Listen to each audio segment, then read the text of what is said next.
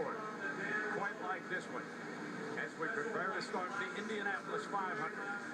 The balloons moving skyward, and 33 nervous warriors. Butterflies about to set sail in speeds of excess of 200 miles an hour. Who will be this year's champion? Ryan Briscoe sitting on the pole, the first Australian. Elio Castroneves will be attempting to win for the fourth time. And now the gentleman who will take you through this great race. Let's go upstairs to Marty Reed, Scott Goodyear, and Eddie Cheever. Marty? All right, thank you, Brad, and hello again, everybody. And what the fans here at Indianapolis are about to experience can be summed up in 2 words: sensory overload. 33 cars screaming down the front stretch at well over 200 miles an hour. The rush of air will be so strong that whatever's not tied down is probably going to get blown away. And don't even think about talking to the person next to you, because they won't be able to hear a single word you say. And that's just the first lap. Yes, this is Indianapolis, and it's about speed and glory, Scott. And Marty, this is the most exciting green flag a driver will ever take in their career, but it's also the most dangerous. A 3-wide start going down to turn 1 and constant speeds up over 200 miles an hour for this entire event.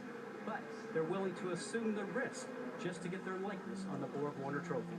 And you know what that glory is like. Eddie Cheever, you won this race back in '98. This is a very unique event. You do not have to explain to anybody what the Indianapolis 500 is wherever you are in the globe.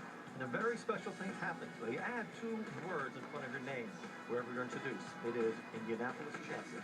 Well, there's also some things that get ingrained in our soul, and also the great finishes that we've been able to see over the course of time. And Scott, you were involved in the closest ever. Still to this day, I can't believe it. Finishing second doesn't feel great, and I only thought about J.R. Hildebrand last year. 799 turns perfectly. The last one didn't work out. Dan Weldon came through to win. Cars are out on the first of the pace laps, and as we get a chance, let's check in our GoDaddy what to watch for. 2 things really jump out at us: the new car and new engines, and the temperatures. Let's first go back to the new car and the new engines. When you go to your local dealer, you probably think about 2 things: fuel economy and having enough horsepower to get out of those tight situations. Well, it's not that much different here, is it, Scott? Well, the car that we used last year was in use since 2003, so brand new cars for every team and driver right now. Chevrolet and Lotus have come along to join Honda on the engine front. The big questions are: who's got the most horsepower, who has the best reliability, and fuel economy will play a huge part in today's race. And Eddie, we could be in for a record-setting day involving the heat.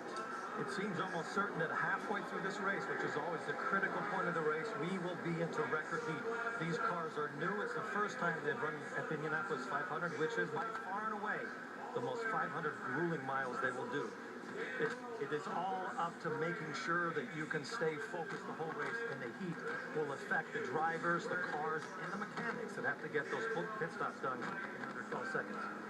Well, there you see the cars coming around turn number 4 for the first of the pace laps here in front of this huge throng. From about 300,000 people will be in attendance today. One of the guys who's going to have the blast of his life is going to be Guy Fieri. He is going to be the driver of the pace car. Of course, he's the star of diners, drive-ins, and dives. And there he is behind the wheel of the beautiful Chevrolet pace car for the 23rd time. It is pacing the field at Indianapolis. This year, it's the 2013 Chevrolet 60th anniversary Corvette ZR1, the fastest, most capable vet in history. To learn more, just go to Chevy.com/Corvette. Well, Fieri has the drive of a lifetime. How about the guy who's got the ride of a lifetime? That's Thomas Patton from Salina, Ohio. He was the winner for this race, and you want to get that ride? Well, all you have to do is visit shophonda.com and enter to start an IZOD IndyCar race in a 2-seater with maybe the man who's driving it today, Mario Andretti. Official rules at shophonda.com. It ends September 2nd, 2012. No purchase is necessary. Across the top of the screen, you will see the starting field, all 33 cars, with leading the way, the pole sitter, number 2, Penske entry, Ryan Briscoe. While they continue to warm up the tires, let's warm up pit lane. Get a last-minute update. First up is Vince Welch. Marty, Penske perfect is a phrase we often hear at Indianapolis, and well-deserved. Roger Penske and his teams have won this race 15 times.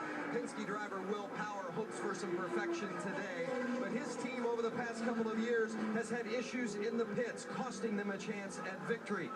Will Power today, he comes to this race on a 3-race winning streak, and if he's to get that elusive Indy win, he and the entire team will need to be Penske perfect. Jamie Little. The 2011 Indy 500 is one Andretti Autosport would like to forget. 2 cars failed to make the field, and a third, Marco Andretti, barely made his way in. But what a difference a year makes. 3 cars qualified in the top 4. All 3 of those drivers hoping to bring owner Michael Andretti his 3rd win here at Indy in just 7 years. Rick DeBrule? Well, Chip Ganassi's team has won 2 of the last 4 Indy 500, so they come here expecting to do well. But this month has been a rough one. They have struggled. Their Honda engine just didn't seem to have enough oomph. They qualified mid-pack. The drivers were frustrated, but the team kept working. As a result, when they put in the new race engine on carb day, the last practice before the race, they were fastest. Dario was number 1, Scott Dixon number 2. Does that mean a great race car? Not necessarily. But it means there's a good chance you'll see him in a hunt at the end of this race. Dr. Jerry Punch? You know, those heavyweights from those power teams have to be considered among the favorites, but there are some very special Cinderella stories that bear watching. How about a 21-year-old fresh-faced rookie from Tennessee? Could Joseph Newgarden pull off the upset? And could this be the year that finally Graham Rahal follows in the footsteps of his famous father, who won here in 1986?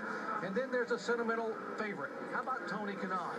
How special would it be for Tony to stand right here and celebrate the memory of his dear friend and last year's winner, Dan Weldon? Folks, we don't know who's going to win this year's Indianapolis 500, but what we do know is this: it will change their life forever. Marty? Got some great stuff from all 4 of you. You guys be careful down there in that heat with those fire suits on, along with all the other crew members. It is now 86 degrees, and it is still getting hotter. This broadcast is available in Spanish. All you have to do is activate your SAP button. It is presented by ESPN Deportes. As we continue on the pace laps, we have a total of 12 on board.